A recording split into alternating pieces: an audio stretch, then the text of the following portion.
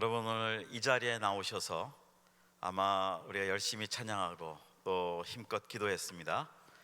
그런데 혹시 마음속에 내가 이렇게 열심히 하나님 앞에 나오면 하나님이 내 마음을 들어주시겠다라고 아마 기대하실 겁니다. 그렇죠? 예, 사실입니다.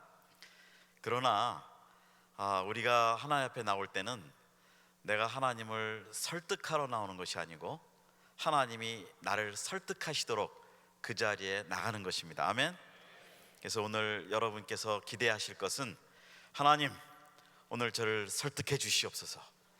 그동안은 내가 하나님을 설득하기 위해서 목청껏 기도도 했고 찬양도 했고 열심을 다해서 했지만 하나님이 물론 받으시지만, 그렇지만 예배 나올 때마다 우리가 가장 중요한 자세는 성령께서 나를 하나님의 마음으로 설득해 주시도록 하는 그 기대가 있어야 됩니다. 아멘. 예, 그것이 진정한 예배자의 모습입니다.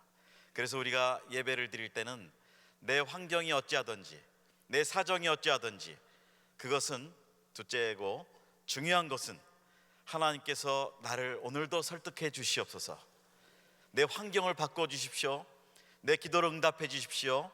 그것이 아니고 주님, 내가 주님께 설득당하기 원합니다. 우리 한번 옆분하고 얘기하십시오. 인사하십시오. 오늘 설득당합시다. 한번 해보세요. 여러분, 오늘 본문의 말씀은 지금 만약에 이것을 과학적으로 또 상식적으로 이 사건에 대해서, 나사로가 나온 사건에 대해서 우리가 이것을 증명을 하자면 이것은 절대로 증명할 수 없는 사건입니다. 그렇죠? 죽었던 사람이 살아나온다는 것, 이것은 사실은 성경에 나오는 모든 기사이적 중에 한 가지 사건입니다. 근데 성경을 볼 때는 참 이해가 안 되는 부분들이 너무 많은데 우리가 그냥 인식하지 못하는 상황에서 성경을 믿습니다. 그러나 그것을 만약에 좀 이성적으로, 합리적으로, 과학적으로, 상식적으로 이것을 분석해 본다면 절대로 맞지 않는 사건들이 너무 많다는 겁니다. 성경에는 이런 사건이 너무 많아요. 여러분이 아시는 그 모든 기사의 이적들, 사건들을 지금 기억해 보십시오. 오병이어도 있고, 요단강이 갈라지는 것도 있고, 홍해가 갈라지는 것도 있고, 그 모든 해가 중천에서 잠깐 쉬는 것도 있고, 여러분 성경을 보실 때 그 모든 사건들을 여러분 과학으로, 상식으로, 여러분의 생각으로 그것을 수긍했습니까? 그냥 말씀이니까 우리가 믿었죠. 그래서 성경을 믿는 가장 중요한 영성은 제로 영성이라는 겁니다. 하나님의 역사는 사람의 가능성이 제로가 될 때 역사가 시작된다는 거예요. 아멘. 그런데 우리가 어릴 때부터 배우는 것이 뭡니까? 우리는 확률을 가지고 살아갑니다. 여러분 어릴 때부터 기억나시죠? 1, 2, 3, 4 쓰기 배우고 그 다음에 한 것이 무엇이냐? 1 더하기 1은 2, 1 더하기 2는 3, 이렇게 하지 않았습니까? 그것이 어릴 때부터 배우고 지금도 우리가 그 확률에 들어가서 살고 있습니다. 그래서 우리가 확률로부터, 아니면 이 숫자적인 개념부터 자유하지가 않습니다. 자, 오늘 본문의 말씀에 이 나사로가 죽은 지 3일 만에 돼서 썩어서 냄새가 났다고 했습니다. 자, 의학적으로 여기서 의사분이 계시는지 모르는데 이 3일이 돼서 몸에서 냄새가 나고 이런데 나오라고 한마디를 하니까 나왔다. 이 얘기가 의학적인 상식으로 이것이 가능합니까? 아니죠. 그래서 성경을 다시 자세히 본다면 성경은 확률하고 상관이 없습니다. 하나님 나라는 확률하고 상관이 없어요. 근데 우리가 사는 것은 할 수 없이, 물론 세상적인, 우리 몸이 세상에 속해 있기 때문에 우리가 계산을 해야 되고 따져야 되고 이렇게 생각을 해야 되기 때문에 모든 사건을, 모든 일들을 숫자적인 계산으로 우리는 그 모든 것을 해석을 합니다. 근데 그것이 자연스럽게 하나님 나라의 일들과 연결될 때는 나도 모르게 숫자가 계산이 되기 시작해요. 그런데 성경에서는 그런 것이 통하지가 않습니다. 자, 이 사건의 지금 개요가, 나사로가 의학적인 관점에서, 여러분이 지금 상식으로 생각하지 않은 겁니다. 의학적인 관점에서 나사로가 다시 살아날 수 있을까요? Yes or no? No, no죠. 그래서 물론 한국의 그 장례 관습도 3일장이라고 그러죠. 물론 3일 안에 몸이 썩기 전에 혹시 죽었다가 일어날 수도 있고 뭐 그런 가능성을 보는 것 같아요. 그런데 여기도 지금 사흘이 지났습니다. 여기 예수님이 오시는 것도 지체를 했어요. 일부러 빨리 오지 않고, 이 지금 이 사건에 예수님이 다 아시는 건데 빨리 달려가서 빨리 오셔서 나사로를 죽자마자 일으키셨어야 되는데 그렇지 않으셨어요. 이틀을 유하셨어요. 다른 데서 3일이 지났습니다. 그리고 몸이 썩었고 냄새가 나기 시작했어요. 이제는 사람의 확률로는 살아날 수가 없습니다. 아멘. 자, 우리가 예수님을 믿으면 예수님이 우리도 예수님이 하신 일보다 더 큰 일을 할 수 있다고 말씀하셨습니다. 여러분 믿죠? 여러분 오늘 한번 이렇게 외쳐볼까요? 나사로야 나오너라, 이렇게 한번 하는 겁니다. 이렇게 하나 둘 셋 하면 나오너라 큰 소리로 한번 하시는 겁니다. 하나 둘 셋. 예, 근데 아무 일이 없어요. 자, 이번에 한 번 더 해봅니다. 자, 더 크게 해보세요. 아마 소리가 적어서 그런지 모르겠는데 나사로가 귀가 먹어서 못 들었을지 몰라요. 한번 다시 한번 해보겠습니다. 하나 둘 셋.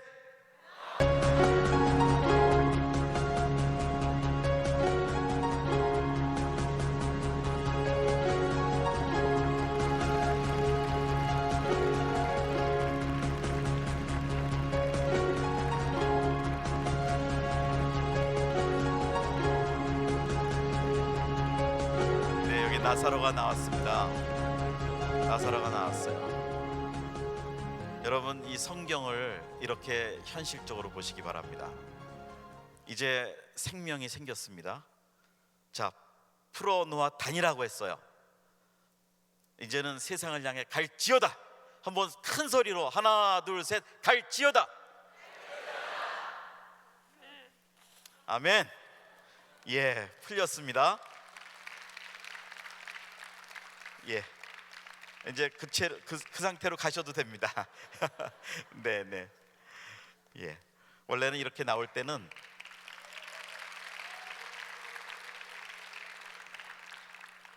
그런데 이런 것이 지금은 하나의 이렇게 꾸며진 얘기처럼 보여지는 스토리지만 이것이 실제였습니다.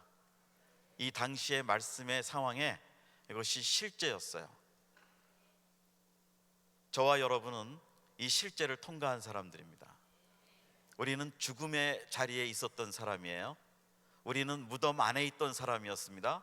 그러나 예수님으로 인해서 우리는 구원받은 사람이고 우리는 죽음의 자리에서 생명의 자리로 옮겨진 사람입니다.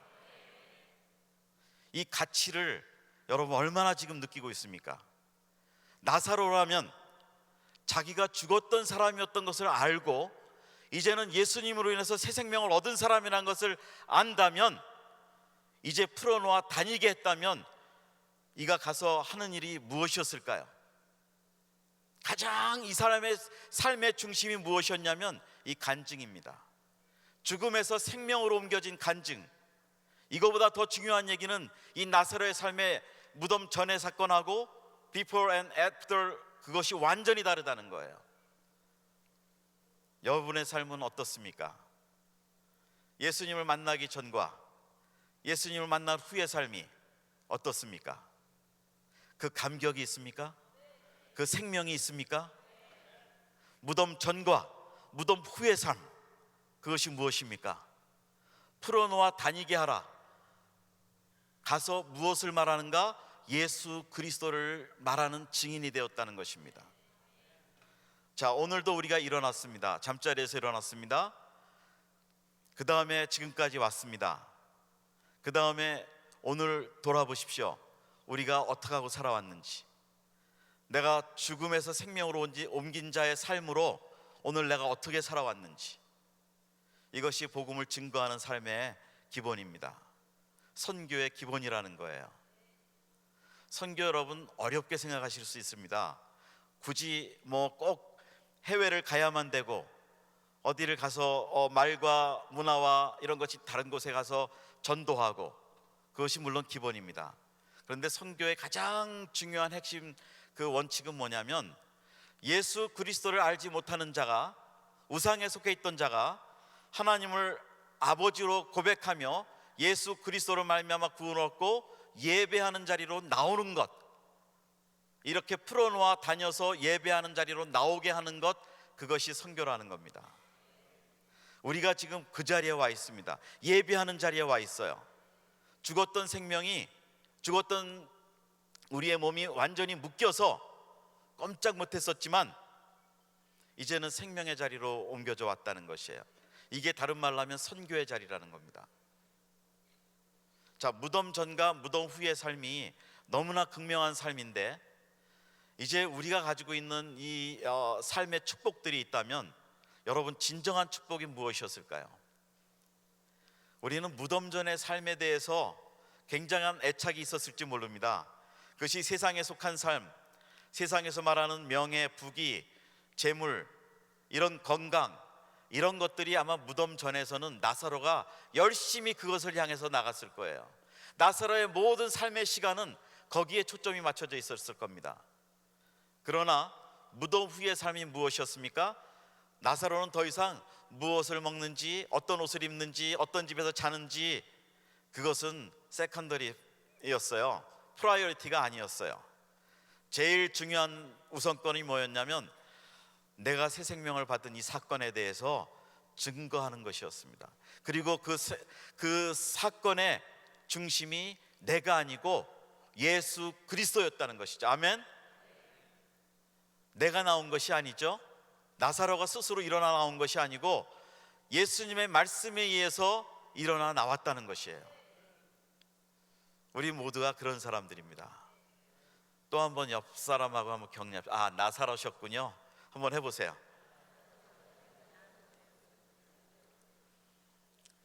여러분, 성경에는 이 나사로의 사건과 비슷한 것들이 많다고 말씀드렸죠. 이 성경에는 이 하나님의 기적이 이루어지는 아주 중요한 공통적인 원리가 하나 있습니다. 그게 뭐냐면, 사람의 가능성, 사람의 확률, 이것이 제로가 될 때야만, 완전한 제로가 될 때야만 하나님이 역사하셨다는 거예요. 아멘.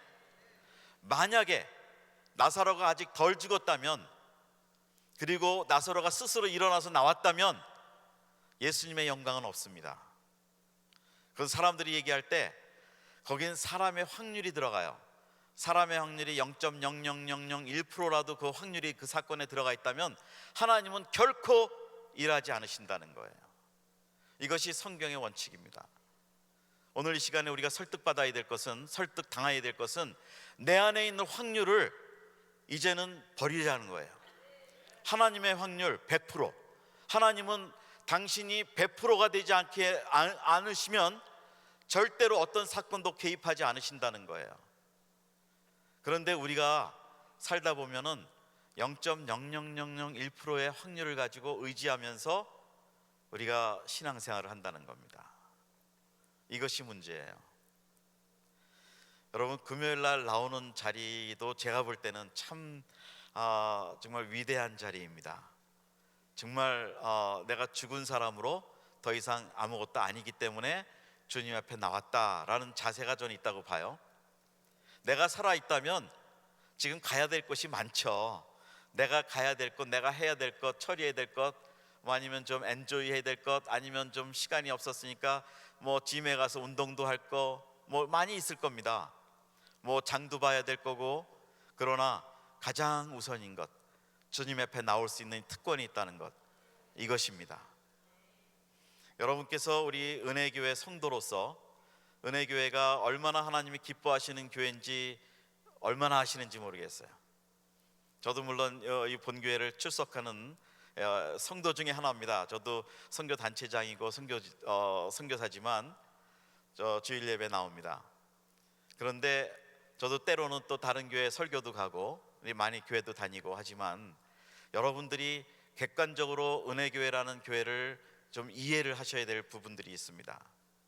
그래야 내가 몸담고 있는 이 제단이 어떤 제단인지. 여러분, 은혜교회는 정말 선교하는 교회입니다. 다른 거는 몰라요. 뭐 교회 건물이 크고 땅이 넓고 사람이 많고 이거는 둘째예요. 하나님 보시기에는 그건 둘째예요. 가장 중요한 것은 선교를 한다는 것이에요. 아멘. 자, 그럼 선교하는 교회가 어떻게 선교하는 교회가 될 것인가? 그 안에는 선교하는 성도들이 있다는 것이에요. 아멘. 여러분들이 계시기 때문에 그런 거예요.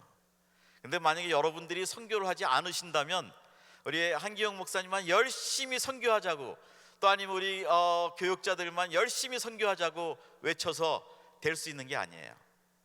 여기에는 성도님들이 함께 하시는 거예요. 선교하는 겁니다. 이것이 교회의 본질이에요.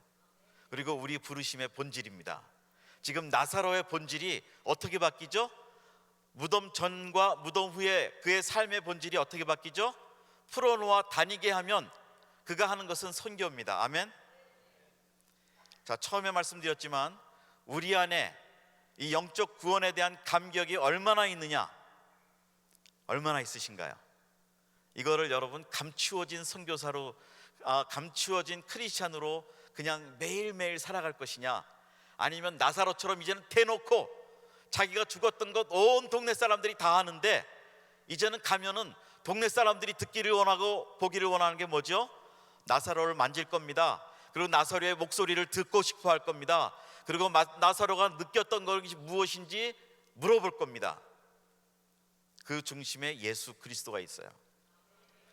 우리가 신앙생활 하면서 물론 다른 사람한테 피해를 주지 않아야 된다는, 특히 이 미국의 개인적인 문화에서는 다른 사람의 프라이버시를 침해하는 것이 아주 안 좋은 그 하나의 그 문화고, 또 그것이 예의이기 때문에 저희가 조심합니다. 그러나 천국은 침노하는 자의 것이라고 그랬어요. 죽음에 있는 자리에 있는 사람들을 보고서 내가 생명을 얻은 것을 말하지 않는다면 이기주의자입니다. 무덤 전에는 이기주의적인 삶을 살았지만 무덤 후에는 이타적인 삶이 사는 것이 나사로의 삶이었어요. 여러분, 지금까지 살아오면서 이민자의 삶의 본이 무엇이었습니까? 성공한 사람이었습니까? 돈을 많이 받은 사람? 뭐 좋은 학교 다닌 사람? 뭐 좋은 학교 졸업시킨 우리 부모님? 그런 사람들이 우리 이민자의 본이었습니까? 아닙니다. 진정한 이민교회, 이민자의 본은 예수 그리스도를 증거하는 증인들이었습니다. 아멘. 그래서 은혜교회가 주님이 기뻐하시는 교회였어요. 여러분, 과거를, 우리 교회 역사를 여러분이 저보다 잘 아실 겁니다. 교회 노력부터 해서 저 멜로디 랜드에 있었고, 이렇게 움직이면서 그 모든 재정을 선교로 쏟고, 교회 건축을 나중에 미뤘고, 뭐 지금도 교회 선교회가 사실은 우선이고, 이런 것들이 하나님이 가장 기뻐하신다는 거예요. 그런데 이 그룹 중에 이 성전 안에 들어와 있으면서도 우리 마음이 하나님의 선교에 설득을 당하지 못하고 있다면 그건 이기주의자입니다. 그건 나를 위해서 사는 거예요. 여러분, 지금부터 무엇이 겁납니까? 한 번 죽었던 사람인데 그 다음에 무엇이 겁납니까? 우리는 죽음에서 영원한 생명으로 옮겨진 사람인데 조금 덜 먹고 덜 자고 덜 벌고 좀 고통이고 해도 그것이 무엇이 문제냐는 거예요. 여러분, 선교사님들이 어떻게 사는지 여러분 선교지를 가보셔서 잘 아실 거예요. 여러분, 미국의 삶은 사실은 여기 사는 그 아파트의 삶도 가보시면 아시겠지만 선교지에서는 최고 인류의 삶이에요. 카페트 하나만 깔린 것도 그 선교지에서는 최고의 수준의 주택이에요. 그렇죠? 에어컨 하나 있는 거 하나만 해도 그건 최고 수준이에요. 냉장고 있는 거, 얼음물 시원한 거 마시는 거 최고의 수준입니다. 자동차 타는 거 최고의 수준이에요. 어떤 나라는 평균 30년을 일을 해야, 그 노임으로 일을 해야 차를 하나 살 수 있대요. 이런 환경인데 우리가 여기서 살면서 무덤 전의 삶에 대해서 너무 초점을 갖고 있다는 거예요. 그래서 오늘도 하나님이 이 은혜교회 성도님들에게는 또 하나의 축복이 뭐냐면, 그래, 선교하라 라고 이 자리에 보내셨다는 거예요. 아멘. 그래서 우리의 프라이어리티는 선교라는 겁니다. 선교는 아까도 말씀드렸지만 예수 그리스도를 모르는 사람들이 예수 그리스도의 이름을 듣고 구원받고 하나님 아버지를 예배하는 자리로 나오게 하는 것, 그것입니다. 전도하는 것, 그것도 중요한데 그것이 통과를 돼야 되는 건데 더 중요한 것은 예배하는 자리로.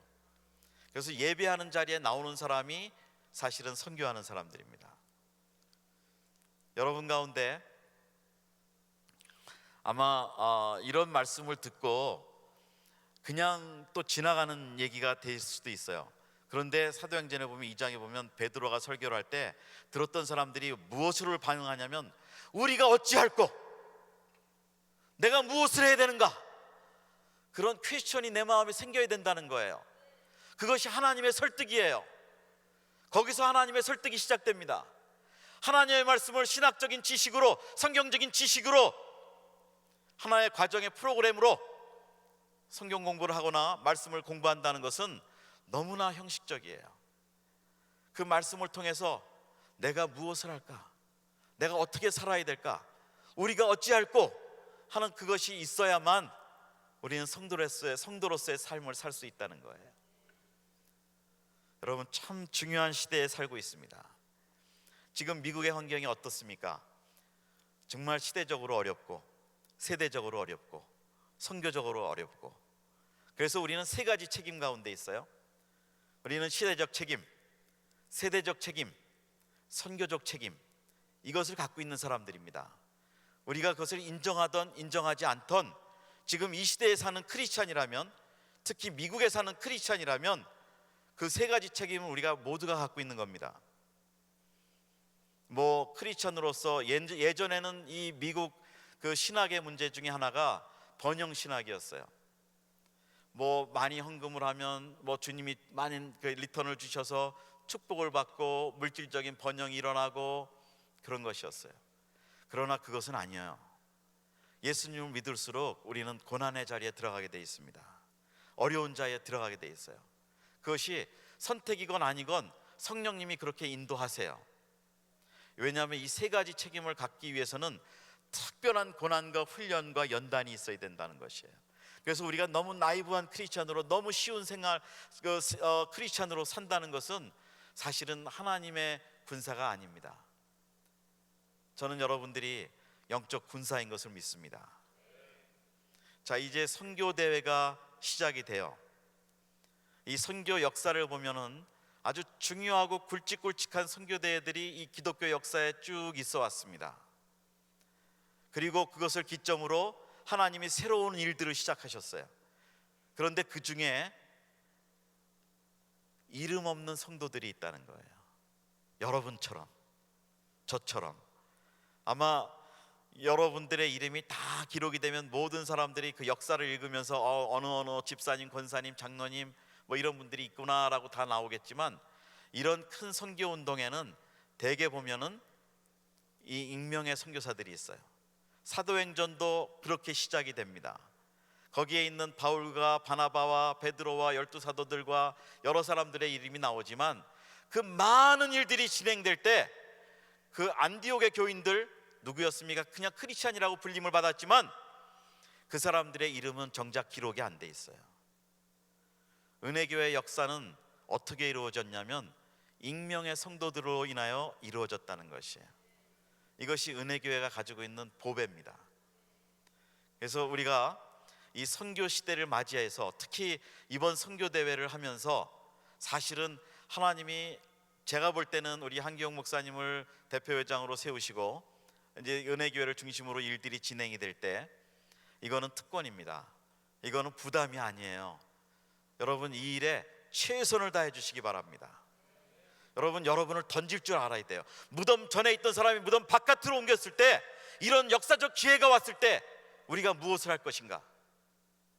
기도해야 되고 참여해야 되고 가야 되고 도와야 되고 이런 일들을 해야 된다는 것이죠. 그냥 저거는 열심히 하는 다른 분이 하실 수 있겠지라고 있다는 것은 그거는 너무너무 직무유기를 하는 크리스찬이라는 거예요. 여러분, 아까 확률에 대해서 얘기했는데 하나님의 그 성경에 나오는 하나님 나라의 원칙은 우리가 확률 게임을 하면 절대로 하나님이 역사하지 않으신다고 그랬어요.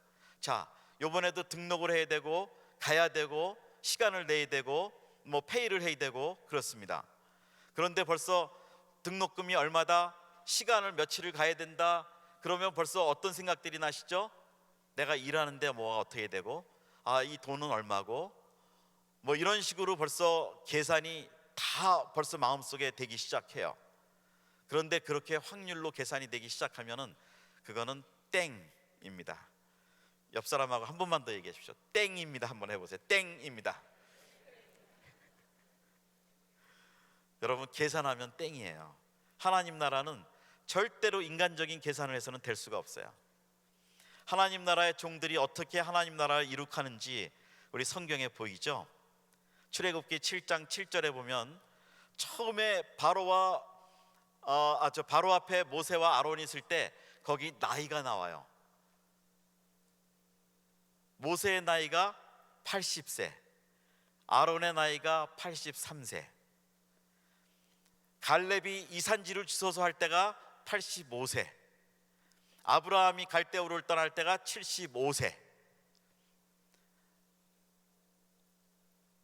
아브라함이 이삭을 낳을 때가 99세, 100세. 사라의 태가 완전히 말랐어요. 확률로 게임이 안 돼요.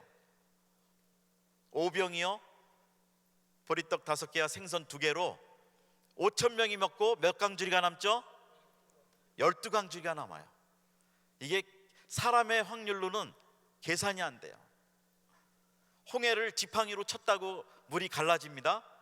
이게 해양학적 관점으로 이게 가능한 일인가요? 불가능합니다. 돌 항아리에 물을 부었습니다. 7항아리에. 근데 이게 물이 포도주가 변해요. 포도주로 변해요. 이게 주정학적, 술을 만드는 그 학문으로 그것이 가능할까요? 물이 포도주가 되는 것? 불가능합니다. 우리의 삶이 그런 사람이었어요. 우리가 맹탕인 사람들이었습니다. 맹물 같은 사람들이었어요. 그런데 우리가 예수 그리스도로 무덤 밖으로 옮겨졌을 때는 우리가 완전히 새로운 생명으로 거듭났다는 거예요. 포도주와 같은 사람이 됐다는 거예요. 아멘.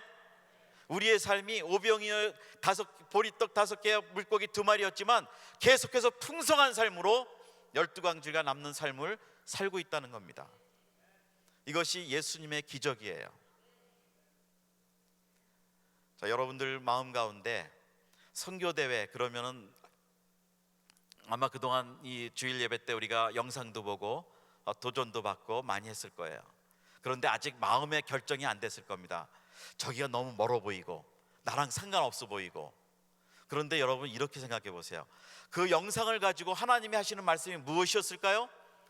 나를 설득하는 시간이었어요. 하나님의 설득 작업이었습니다. 우리 한 목사님 통해서 말씀이 나갈 때 무엇이었을까요?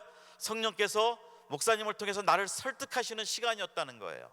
나랑 상관없는 얘기가 아니었어요. 그런데 오늘도 또 한 번 선교대에서 우리가 얘기를 듣습니다. 이것이 무슨 시간일까요?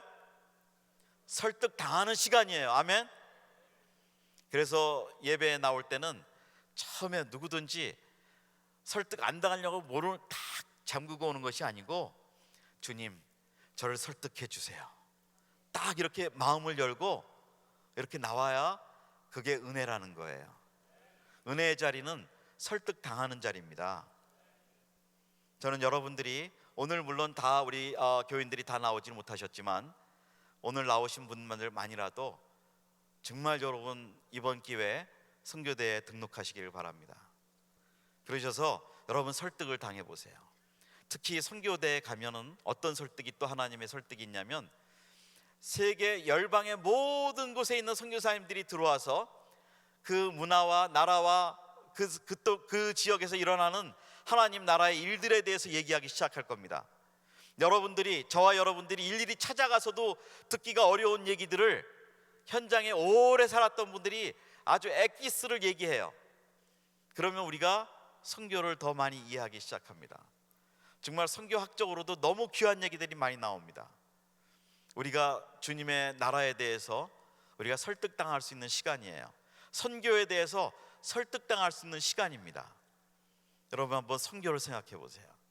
여러분 올해 연세가 많이 계신 분도 계시고 그렇지만 살아볼수록 남는 게 무엇일까요?